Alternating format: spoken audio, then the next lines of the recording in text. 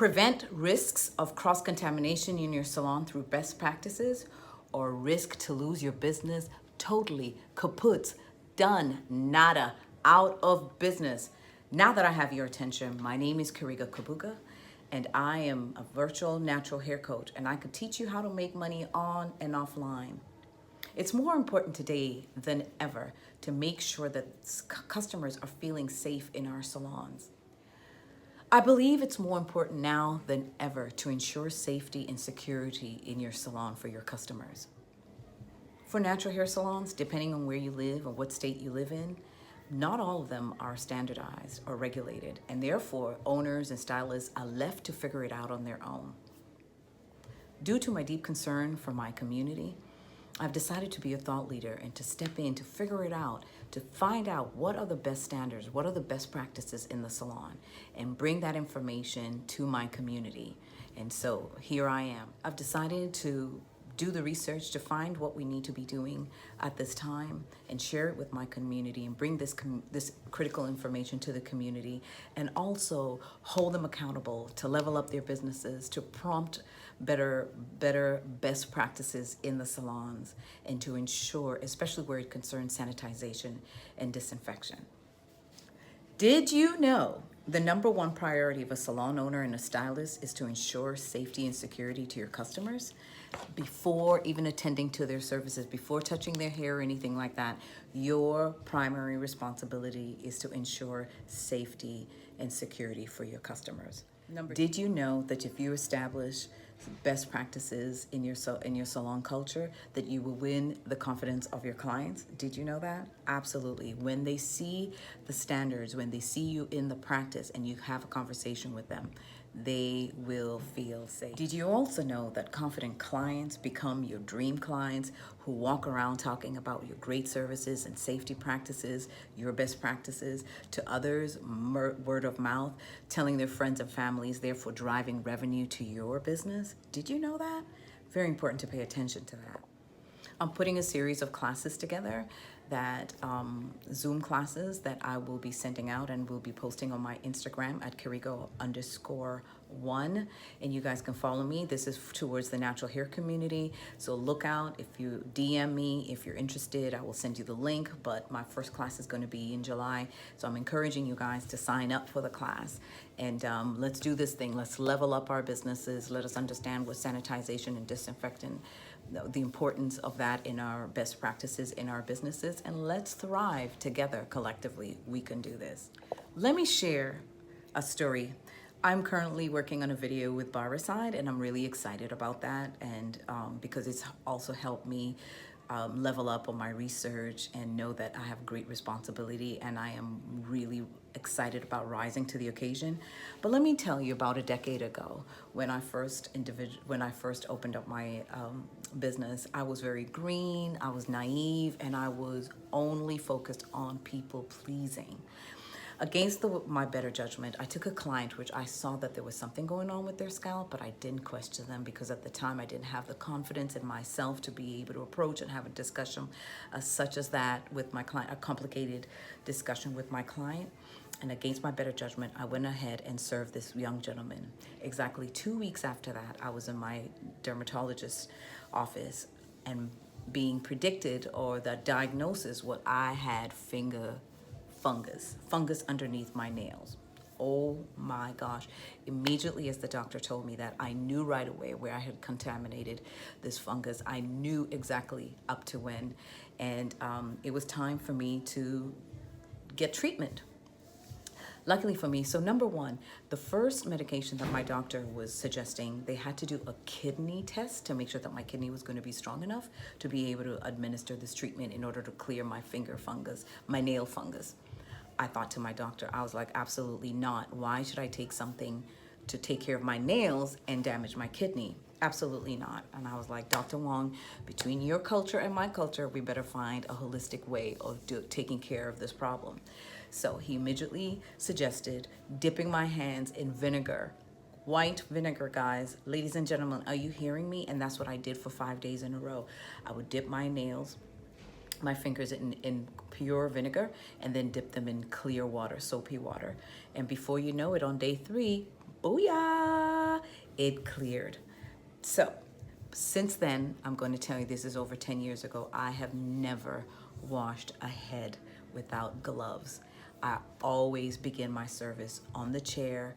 I do my consultation. I'm examining the condition of the scalp, the condition of the hair. I have a conversation, but it took me some time for me to level up, to understand my to understand how to put boundaries up, to understand my self-worth. Okay, and if we don't do that, if we don't start by taking care of ourselves, I'm going to tell you, boys and girls, ladies and gentlemen, it is quite difficult to take care of others if we don't start with ourselves first. So let us get into it. There are 4 reasons why the practice of infection control is very important, and this is stated in the Barbicide website.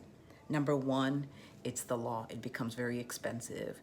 If you have contamination problems happening in your salon, guaranteed you're going to be shut down. Number 2, the threat level is growing. As we could see what's going on, we're in a pandemic right now. We actually have to wear masks. So the reality of the threat level growing and new germs and pathogens developing, we need to be extremely careful as we begin to serve the public. Number 3, you are doing your best to protect your business. If you are not practicing best practices right now, you are deeply risking to lose your business totally. And number 4, the high-risk clients, such as your elders, people 65 and over, diabetes, high blood pressure, medicated, clients who sometimes have to go through dialysis, such things. And a lot of times we don't even know some of our customers are at risk. So we have to be very careful, because those highest at risk are the ones who are most vulnerable when there is any contamination going back and forth. So it's very, very important to keep that in mind. So today I'm going to walk you through all my best practices, and I hope that they're going to be helpful and you can incorporate them. And if you have any questions, please DM all the questions that you have, and we'll look forward to helping out, working together, and elevating our best practices in our salons to keep ourselves safe and our customers. As I go about my day to get my salon clean and so on, I first start with myself. As soon as I walked in earlier, I did hand sanitizer, and then I washed my hands at the sink bowl. But now that I'm about to start touching my towels and everything else, I continue to hand sanitize, right? I continue my best practices. Hand sanitization. All right, so as I'm preparing for some of my clients to come in, what I think about is, 1, how I'm gonna get dressed, all right? How I'm going to drape myself and get ready for today. So I'm gonna go ahead and do that right after I show you what I'm gonna do here first. Okay, so here, this is one of my drawers. This is how I store a lot of my goods. I have plastic containers that I can see through them, and these all have clean tools. These are tools, everything in here is what I pretty much use daily. So this one gets the most work. I would not recommend I thought it was fancy, but when I realized when it comes to cleaning, you've got all these grooves, it's not so easy to clean. However, at least I can immerse this in water and soak it in Barbicide. Other things like extra hair ties or hair decoration, I put in a plastic bag because it's at least easier for me to wipe this down and sanitize it. I break down my rubber bands. So basically this is just a container for my everyday use, and I'll get into detail about that. So I'm going to share some of my personal best practices, and feel free to give me feedback, and hope it helps you, and that you're able to use whatever information that you gather from this video, that you can apply it, and it would be great to hear from you. So I want to say thank you, first of all, to Barbicide for sending me some cleaning products. Thank you, because we cannot find these anywhere in the stores. So here we've got the Barbicide mixer. Thank you for sending this and making it very simple for me to mix. And here's the mixing bottle. So this is, I think, 2 ounces, and this is 32 ounces. And I'm just gonna pour this in here and add water to it. And that's the correct portion. of mixing this Barbicide so that it will be effective and sort of make sure that it takes care of any pathogens that might be still sitting on any of the objects that we are cleaning. Okay, so I always work with paper towel. This is a must-have for me. That and wipes. Yeah, especially now when we're really very diligent and mindful and conscious about keeping the place clean. I find that we're really spending a lot more on paper towel, and that's why these things are not even found in the store. So in addition, because we have mirrors and glass, I always make sure that I keep one of these, so it's easier for me to just take this, put on my gloves, and wipe down the our mirrors and our glass doors. The other thing also that we really keep in mind is to make sure that our door handles are wiped after each client. So once our clients, because our services last anywhere between 3.5, 4 hours, especially now, since we haven't seen people through the pandemic, so our services are much longer.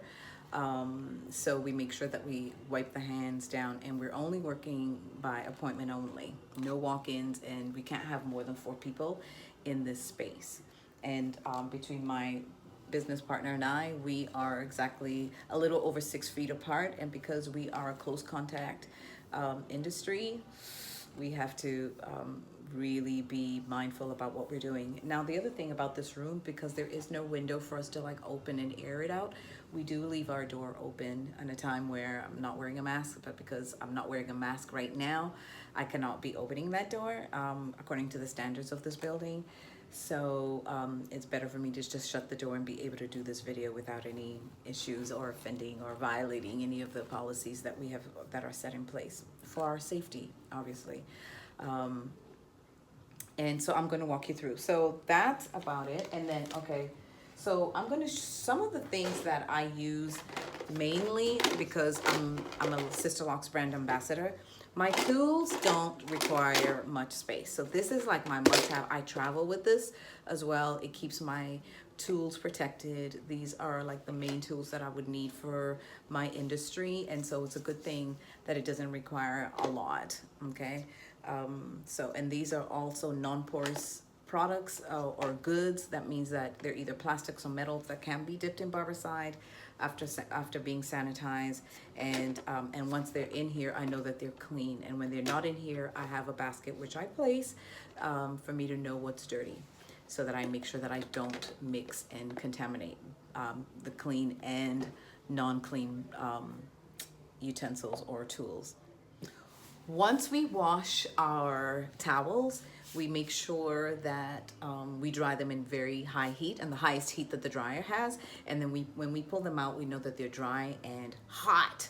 And in that moment, when they're really hot, we fold them, roll them, and put them away. This goes into a drawer, so that it is protected. Of course, it's going to be covered, and therefore it won't be exposed to any dust or dirt.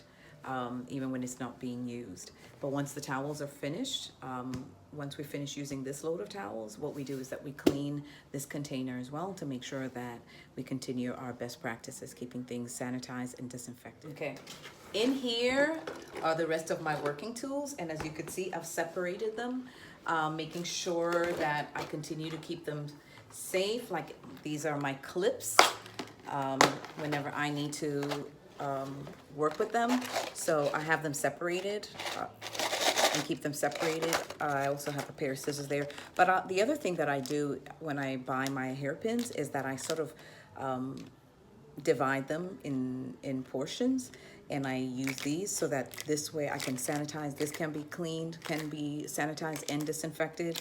So I would recommend that if you could find containers where you could put your hairpins, and it's easy because one of the beauty about this is that I don't have to put my hands in it the whole time. So I'm going to show you what I mean.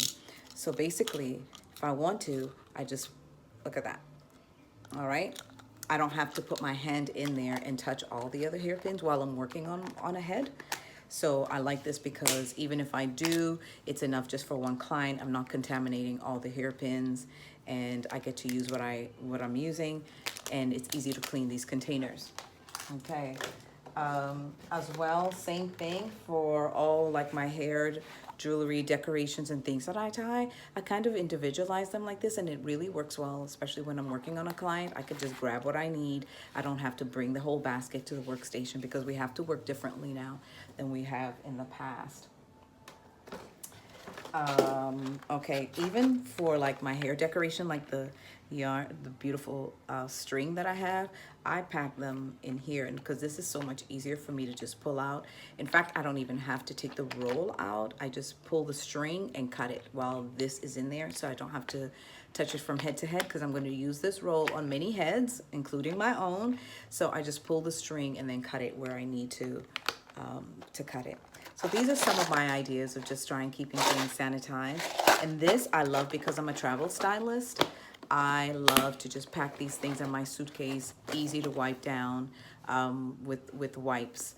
And if it's contaminated, then you know it's also easy to just wash the whole container and keep my tools clean. For my combs and color brushes and things like that, I store them in this.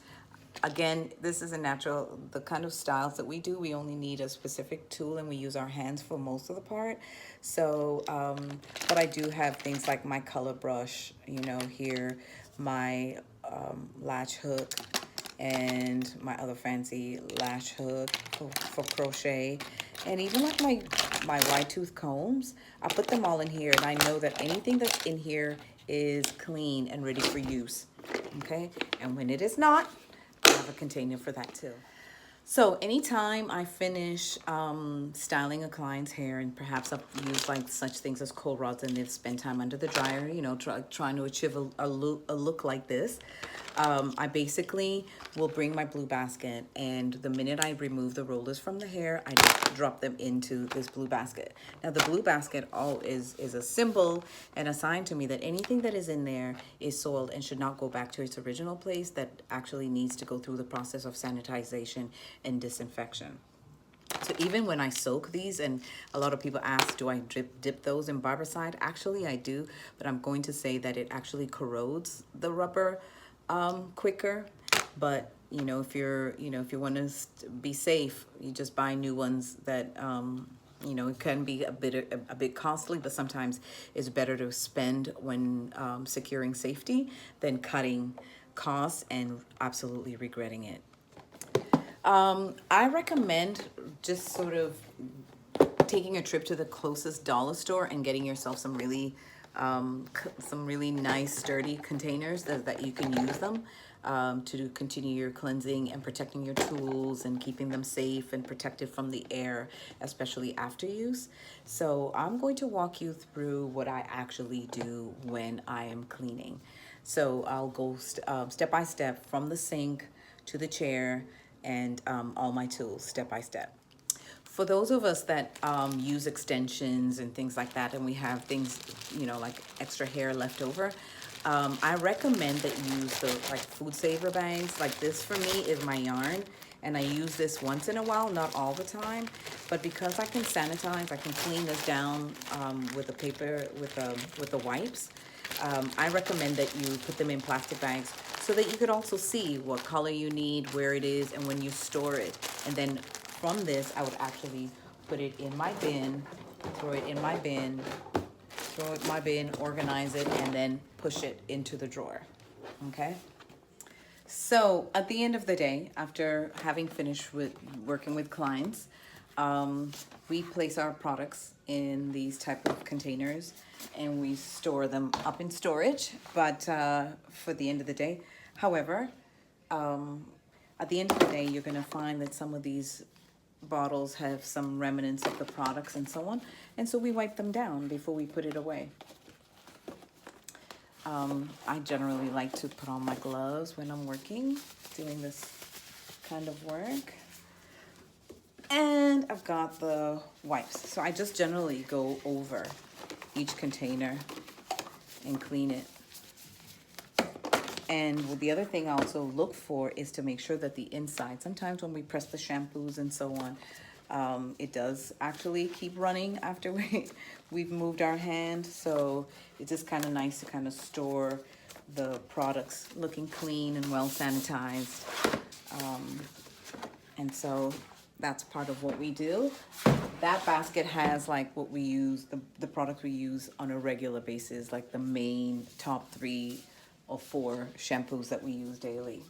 And then sometimes, depending on how soiled everything is, we'll wipe it down after with a white cloth and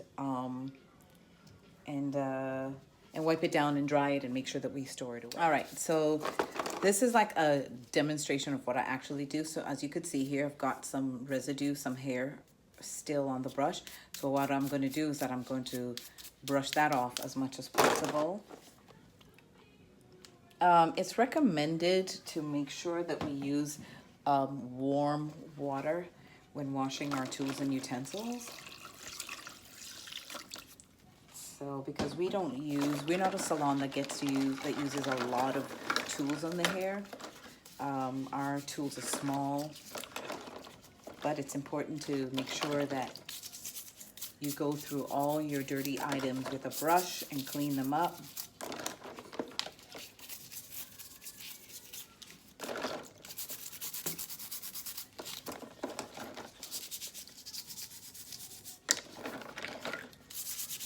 And you want to make sure that you go through each and every one of them. This is where sometimes we have to really be in a place of integrity when nobody's looking.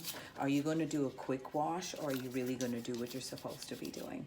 So, again, I don't believe in making any shortcuts when it comes to, keeping our salon safe.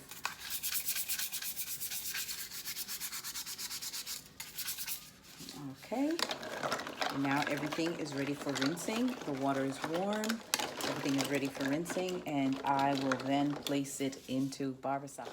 As I sort my tools out and my brushes, I like to leave them in this kind of a container before I even put them into Barbicide, just so that the water could start running off of them. And all right, but what I want to do is make sure that they are ready to be dipped into Barbicide. So for things like these, generally, I will wash them if I'm going to reuse them, like the hair bands. I try for things like these. Right now, what I'm doing is a one-time use only, so I tend to spend more money on them. But I wanted to make sure that I covered that as well, so that you make sure that, buy some from the dollar store. So for each client, you're just using one and discarding it. After my combs and tools have sat in this for a few minutes, what I do is I just sort of lay them down on the towel to dry. I saw this once before. It was such a great, cool trick, especially for duckbills, to just kind of clip them on the side of your towel. I thought that was like super cool to be able to just do that and let it dry, and just let it dry like that. Okay. And then everything else, it's a good idea to make sure that it lays on the towel. And then what I do is that I come over and I place another towel so that it dries somewhat.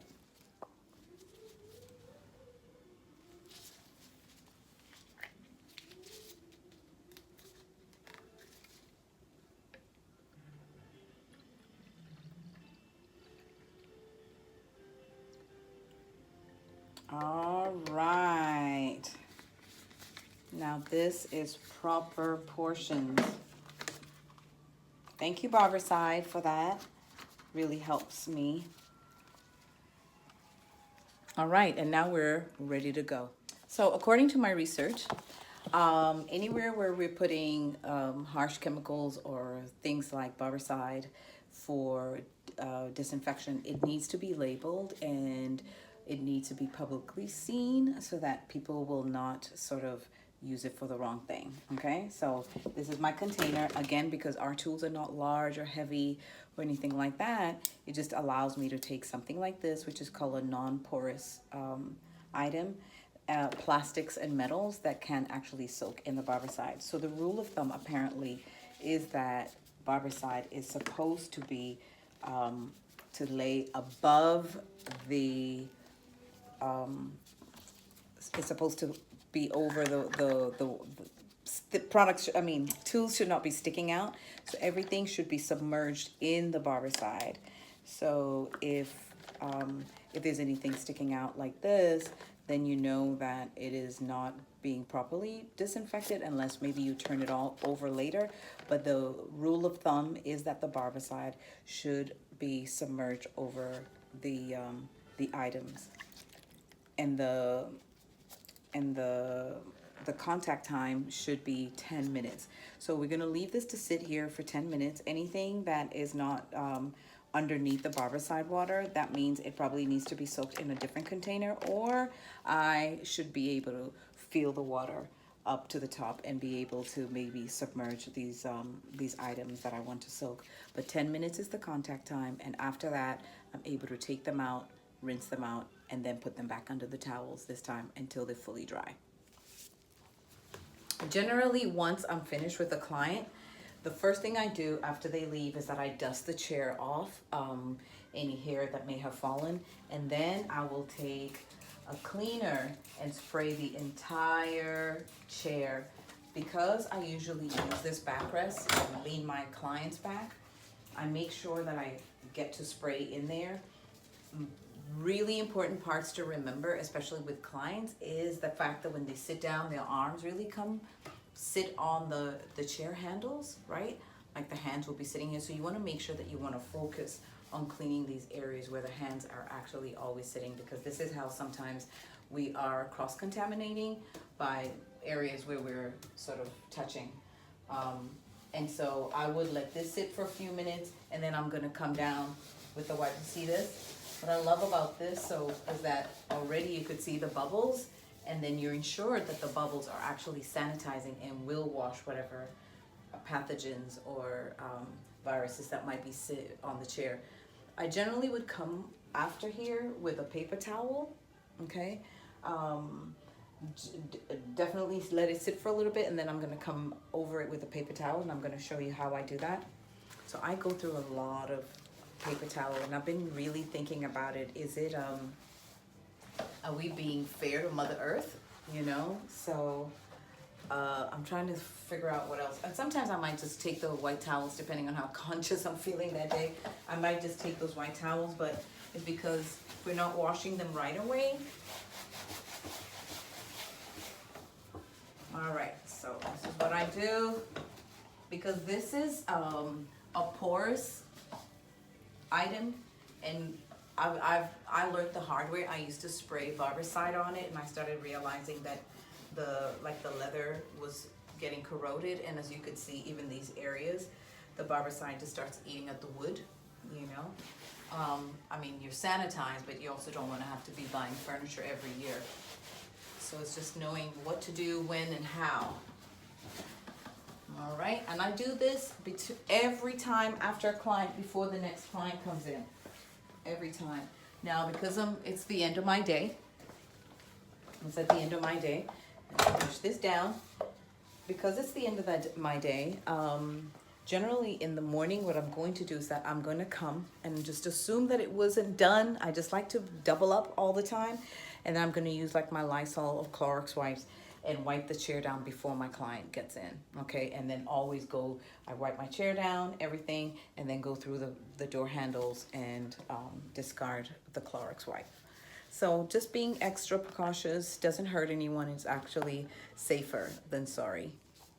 I'm not sure if you could see clearly into this, but after my last client, as you could see, there is a little bit of hair, and I did dust it off. This is why it's so important that we really apply best practices, because this is why I like using white paper towel, because I'm going to be able to see this, and I could throw this away. It's just a one-time use, but I'm able to see that even if I dusted it earlier with a towel, there was still debris left on the seat.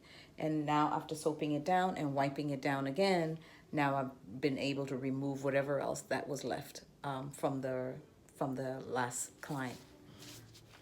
Oh, so before I forget, I had this really cool idea, because you know when we buy a rubber bands in this kind of container, and you're working on a client's head, and you've got gel, and you're going in and out, that can cause contamination. So I found these really cute containers, and I just put up to like 70 rubber bands each.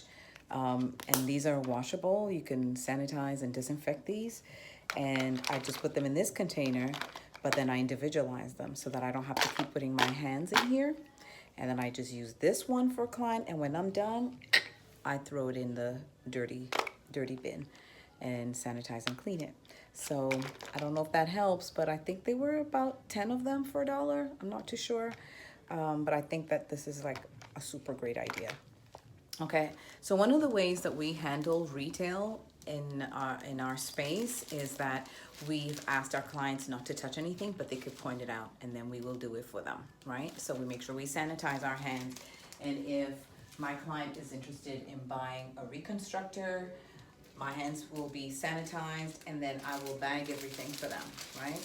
So, and I'll place everything in the bag, making sure that I don't touch this part of the bag, okay?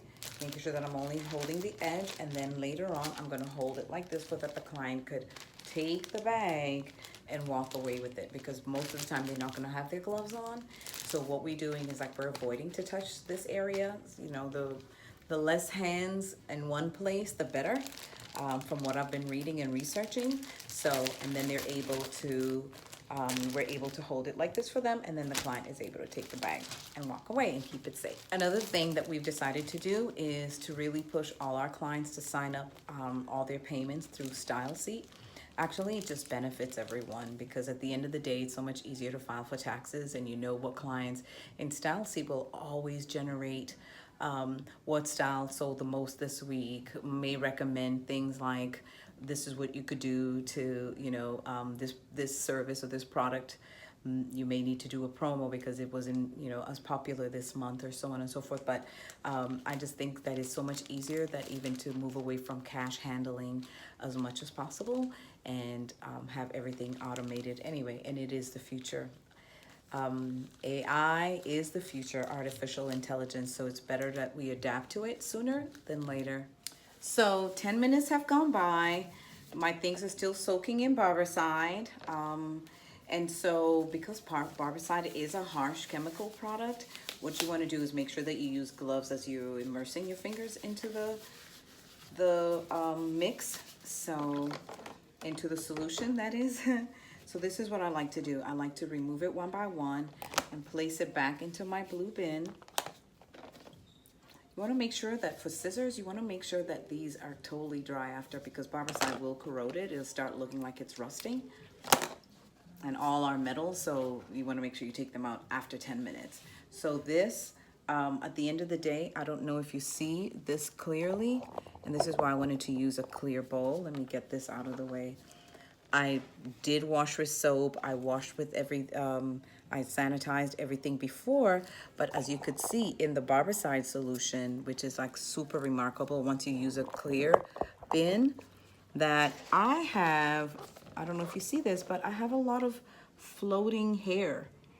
And I'm telling you, I thought I did my best. I used the brush, I cleaned it up, and this is why it's so important to sanitize first and then disinfect.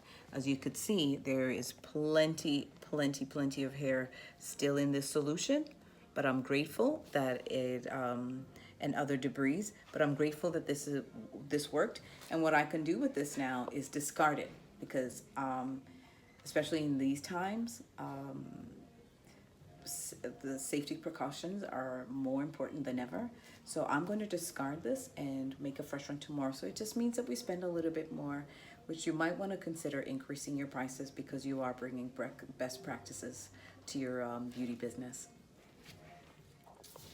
So for those things that I've removed from there, I'm just going to quickly rinse them. This is why I love this. I can rinse all the tools with a lot of pressure, hot water and pressure. And now I truly believe whatever was left will disappear. So back to my towels. You want to lay them out on a towel so that everything totally dries, and you want to make sure that you're not leaving everything exposed to the air. Sometimes what I do is, like in one of my drawers, I have the towels already laid in and I push them in and I cover them. Okay, I won't be needing that anymore. And this is just as a sample to show you how to clean, best practices on cleaning your tools before you reuse them on someone else, making sure that they're safe and disinfected. I'm just making sure all the tools that I use on a regular basis are completely dry. I know that they're clean. I know they're sanitized and disinfected. And I'm making sure that they're fully dry so that I can put them in my container and ready for work tomorrow. Last but not least, I had quite a few people asking me questions on how do I protect myself while I'm working, especially in our industry where we could be working with a client for more than 4 hours. And as we know that if anybody is COVID-19, has COVID-19, that the longer you're around them, the greater your chances are to be infected. And because we don't know and we can't tell and there's no real testing at the moment, I just choose to be as protected as possible. So one of the things, because we don't have a window in here, we have an air purifier working the whole time when we come into work, and we also spray Lysol before people get in here and after each client. So first thing that I do is I make sure that I am well equipped. This is waterproof, and we actually just got these before getting back to work this time around. Usually we used to wear the original aprons, but we are going to behave the way the doctors do. So maximizing your protection is important, and I don't think that we need to feel guilty about taking care of ourselves at all. So I tie that, tie it in the back. I feel pretty safe. And then I've got my hat. I try my best not to expose my hair as much as possible, because we do hear that this can be in your hair as well. COVID-19 or any viruses or anything, pathogens can be in your hair. So I choose to protect my hair, and I push it all the way up. Now, it was difficult because we got excited and went ahead and bought the masks that match these hats because we want to be cute, but they didn't work very well. So I have since then, I've tried the K95, N95, whatever you call them. I've tried all of those, and there's just something about my feeling stifled and claustrophobic when I wear those masks. But my daughter managed to find an excellent piece. This is really fair and easy. It's stretch fabric, but it's layered, okay, for my safety. And it stretches over and I could breathe in it. And it's cute.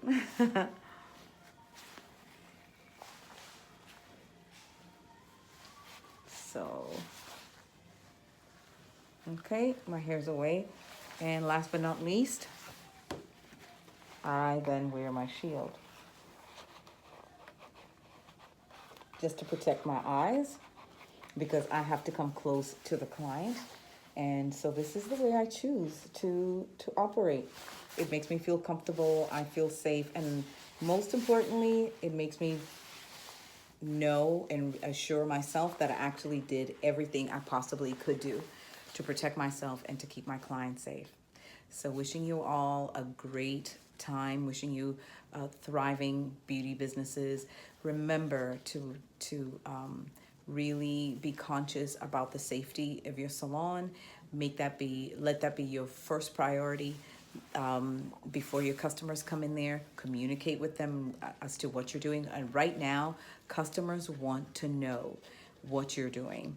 So we placed our certifications, COVID-19 certifications, on the wall so that the customers can see that. We've communicated them the steps. We do temperature as they come in, and concierge takes the temperature, ask them a series of questions. And recently we've been asking, have you recently lost taste of food, because that's also one of the signs that a carrier may be exuding. And it's good to know that and have that conversation. And I also do Zoom meetings with my clients prior for them to come, especially those who are first time coming in here, because we all of a sudden got an influx of people wanting to come because they're seeing our best practices online and our clients are bragging about them. So we've become pretty popular as a safe, as a place where we are, as a salon that is practicing safe practices or best practices. And I would say that's pretty good. We pride ourselves in that. However, these are new clients and we must make sure that they understand the protocol. So those Zoom meetings, I get to walk them around the salon, introduce them to the space that they're coming in before they even get in here, and set the standards and set the tone. Because like I said, over a decade ago, I talked about what happened to my hands, and I saw to myself that will never happen again. And I saw the seriousness of why it is important for us to absolutely be in a place of integrity and always practice best practices. Wishing you all the best. May you thrive, and hoping that something that I shared in this video will be useful to you in your business. And if so, send me information, send a DM and a thank you, or even let me know what it was that really resonated with you and you actually place in your business. Wishing you all the best, and may your businesses thrive.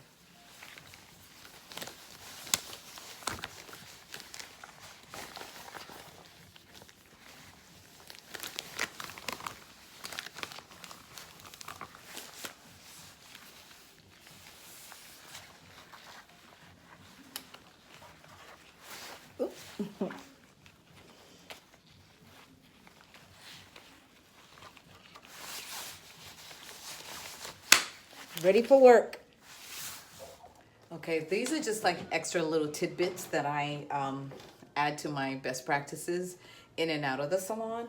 So let's say with my makeup kit or anything like that I'm carrying now, I've started purchasing things that I can clean the surface if I'm bringing it outside of my home.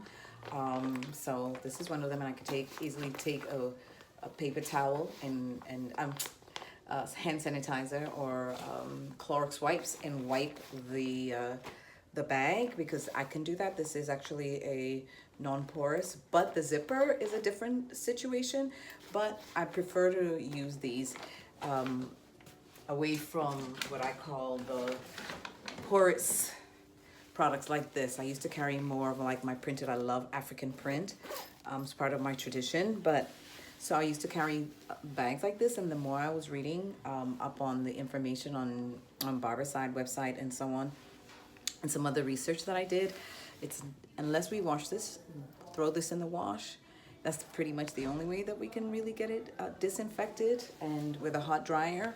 But to carry this around from place to place, I stopped carrying this bag as much as I love it. And I pretty much carry whatever I'm going to use in bags like these that I know that I can wipe down. Okay. Another thing that I decided to do is to invest in one of these big boxes. So when I'm carrying things back and forth from, supplies and things like that, I just cover and I carry this with me. Why did I change? Is because it's easier to clean this. Again, it's non-porous, so it's easy for me to disinfect it and sanitize it. And because it's gonna go inside the salon, out into my car. I don't really bring this into my home, but what I do is that I do carry some things inside, and then I'll take them out and bring them in the home. But we do all the laundry and everything that needs to be done for the salon is all done in the premises, within the premises. So just a few tips to be mindful of. If it helps, that's fine, but I thought I'd share all my little tips on how I stay safe. Also, I make sure that I'm always take the trash out daily. There's my biggest pet peeve is to find yesterday's trash still in the trash can. So I'm always making sure that everyone understands best practices, change that trash can, get the trash out daily, because we don't know what was thrown in there from the day before. We don't know what is contaminated, and those clients that were done that day of everything of the trash needs to be taken out that day. And then we spray sanitizer on the trash can and then place the bag inside. May you continue your best practices, and I hope this helps.